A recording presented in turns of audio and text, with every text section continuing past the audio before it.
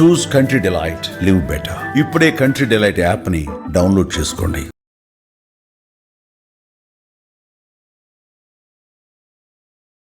ఆకస్మే హద్దుగా దూసుకెళ్తున్న బంగారం వెండి ధరలకు ఒక్కసారిగా భారీ బ్రేకులు పడ్డాయి. అమ్మో బంగారం కొనలేనురా బాబు అని సామాన్యులు భయపడే స్థాయికి చేరిన పసిడి ధరలు ఒక్క రోజులోనే కుప్పకూలాయి. అసలు ఈ సడన్ ట్విస్ట్ వెనుక ఉన్న అసలు కదేంటి? ఇన్నాళ్లు మండిన ధరలు ఇప్పుడే ఎందుకు చల్లబడుతూ ఉన్నాయి? రష్యా యుక్రెయిన్ యుద్ధం ముగింపు దశకు రావడమే దీనికి ప్రధాన కారణమా, లేక అంతర్జాతీయ మార్కెట్లో జరుగుతున్న మాయాజాలమా? సామాన్యుడికి ఇది నిజంగా ఊరటనిచ్చే వార్తేనా? పూర్తి వివరాలు ఈ వీడియోలో మీకు చెప్పే ప్రయత్నం నేనైతే చేస్తాను.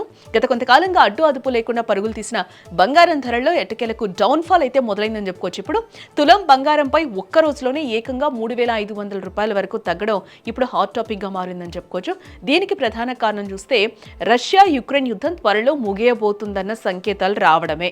అమెరికా అధ్యక్షుడు ట్రంప్, యుక్రెయిన్ అధ్యక్షుడు జెలెన్స్కీ మధ్య జరిగిన శాంతి చర్చల వార్తలతో అంతర్జాతీయంగా భౌగోళిక ఉద్రిక్తతలు తగ్గుముఖం పడతాయన్న అంచనాలు ఇప్పుడు పెరుగుతూ ఉన్నాయి.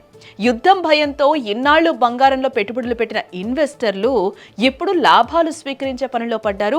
దీంతో ధరలు కూడా ఒక్కసారిగా దిగి వస్తున్నాయని చెప్పుకోవచ్చు. ఇటు మరోవైపు చూస్తే వెండి పరిస్థితి కూడా ఇలాగే ఉంది. 2,50,000 తాకిన వెండి ఇప్పుడు తగ్గుముఖం పట్టింది. ఇది 1,90,000 వరకు దిగొచ్చే ఛాన్స్ ఉందని నిపుణులు అంచనా వేస్తూ ఉన్నారు. చైనా ఎగుమతి ఆంక్షలు, మార్జిన్ రేట్ల పెంపు వెండి పతనానికి ఆజ్యం పోశాయి. అయితే ధరలు ఎంత పెరిగినా తగ్గినా మన భారతీయులకు బంగారంపై మోజు మాత్రం తగ్గదు కదా. వినడానికి ఆశ్చర్యంగా ఉన్న ప్రస్తుతం భారతీయ ఇళ్లల్లో ఉన్న బంగారం విలువ దాదాపు 5 లక్షల కోట్ల డాలర్లు.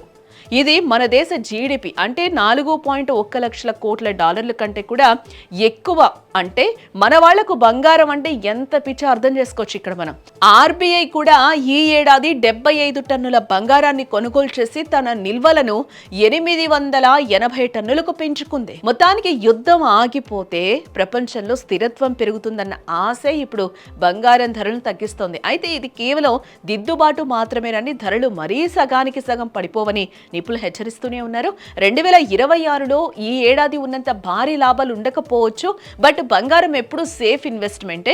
సో బంగారం కొనడానికి వెయిట్ చేస్తున్న వారికి ఇది ఒక మంచి తరుణం కూడా కావచ్చు. మరి రాబోయే రోజుల్లో బంగారం ధరలు మరింత తగ్గుతాయని మీరు భావిస్తున్నారా, లేక మళ్ళీ పెరుగుతాయా? మీ అభిప్రాయాన్ని కామెంట్స్ రూపంలో మాకు తెలియచేయండి.